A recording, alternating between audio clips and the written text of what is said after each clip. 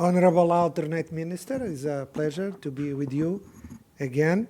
I always like to stress the great collaboration we have with the Honorable Minister Adonis Georgiadis and the great work we also have with you, Alternate Minister. It's a pleasure to work with such a committed cabinet, working so intensively in the area of healthcare in Greece, and we are delighted and honored to be part of this challenge and trying to contribute together to improve health systems in Greece, which, like in many other countries in the WHO European region, is going through many challenges. It's everywhere, different challenges, sometimes very common, other times it's really very important that we are there for the people and that we try to improve every day. And this is why WHO is very honored and it's delighted to have a structure here in Greece. We have an office fully dedicated to work with and for Greece. That's an important part, and we have excellent projects together where we are focusing on quality of care and patient safety, but also very intensive collaboration in the fields of primary health care, public health, and also, of course, tackling non-communicable diseases, which are responsible for 70% of all premature mortality in Greece and beyond. So it's very important that we face these challenges in difficult times, and that, above all, we are able to work together. Greece is very special for WHO and for WHO Europe in particular, and for my regional director, Dr. Hans Klug, which has a long-standing relationship and collaboration with Greece, where he was here implementing a health systems transformation process already in 2011 to 13 during the crisis, and since then WHO has a very special relationship in Greece that we commend and that we really cherish a lot. And as a result of that, we established a unique, let's say, initiative here in Athens, in your country, with a focus on quality and patient safety, which is unique globally. And it's an office fully dedicated to really work with you, improving your health systems, but if you allow me, even more important, to use their experience and based here with the support of Greece, we are helping many countries across the WHO European region. The WHO European region has, as you know, 53 countries at different levels of development and challenges of their health systems, but these are really opportunities for us to work together, and what we are really doing together here in Greece is commendable. We are supporting, with your help, 22 countries across the WHO European region in more or less intensive ways, and we are developing really, I would say, if you allow me, groundbreaking initiatives. Just next Friday, and thank you for that, Minister, we are launching the first ever strategy on quality of care and patient safety for Greece, which is the work of WHO, DG reform from the European Union, but of course, first and foremost, the Ministry of Health. Collaboration with more than 400 professionals across the 7 regions of Greece, and that was really only possible due to this great collaboration. It was co-created. It doesn't come from the top to the bottom. It was really done on a grassroots approach where we also involved patients and patients' organizations, and I see at least 2 represented here today, which is really very important. This strategy is all about patient experience, patient engagement, and really making sure that patients are part of this process of healing and treatment and so on. And therefore, we believe that here, AI has a very strong role to play. It's really very significant in the context of the European health data space. And therefore, we have a few things to say about AI, beyond the fact that it's, of course, an honor, and I'm really grateful to the organizers. I would also like to commend my dear friend and colleague, if you allow me, the president of IDICA. I would like to underline the excellent, amazing collaboration we have with IDICA on this system that we are developing for Greece, which is called Health IQ, we're developing a unique integrative platform which is going to be able to collect quality data from all hospitals, all health centers, which is done for you, and with the people in the health system across Greece. And EDICA has been central and is one of our partners on this one, and I really I would like to express that appreciation today. Here we are just under the Acropolis, right? It's a place where science and philosophy laid the foundation for many of the values that we are discussing here, like innovation, creativity, and all of that.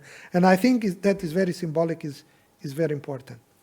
Artificial intelligence is at the forefront of healthcare transformation, no doubts about that nowadays.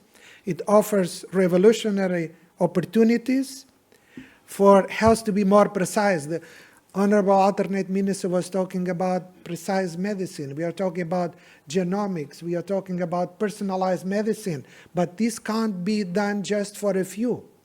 And that's the challenge we have, that we make this, let's say, cross-cutting, and that this is going to help us reduce inequalities, help us reduce problems in access and the quality more than anything else. If we're doing it only for a few, it's not going to be enough. And I believe that we agree that that's really very important, is one of the challenges we have. But we have really opportunities for being more precise, to increase quality and accessibility, and above all, I believe that AI also brings a great opportunity for equity, like the internet did, right? So many places that now are connected to the world, and they were not before the internet. This promise of AI, all these promises, may be exaggerated, we don't know. They come with a responsibility. We have to ensure that AI enhances, not diminishes, the quality of care. And there is that risk. At the WHO Athens Office on Quality of Care and Patient Safety, we are committed to ensuring that AI aligns with the core principles of humanity, patient safety, and ethical responsibility. This is why we're already developing as well projects on this area. It should support health professionals, not replace them. It will never replace them. Must instill trust in patients. So it should help us build trust to prioritize safety, transparency, and ethical integrity. It is great to hear from the alternate minister, sharing the vision of the ministry, and really your forward looking for us is really very, very reassuring.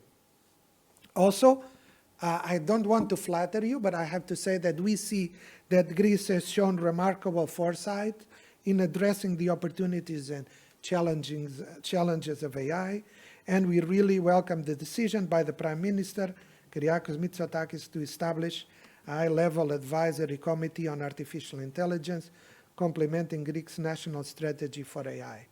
We also see the work done by other ministries, Ministry of Development and Digital Transformation, all of that. I really think that Greece is in the right path here, and you can be leading in several ways. One of them is in health, and I hope together with us, and we are there to do that with you. Through initiatives like this Health IQ that I talked to you about, that we are running together with the ministry, our office is exploring how AI can improve quality of care services, not just in terms of efficiency, but also in its implications for patients, the health professionals themselves. Can we use AI to, for example, address burnout and other questions, and of course, a health system transformation.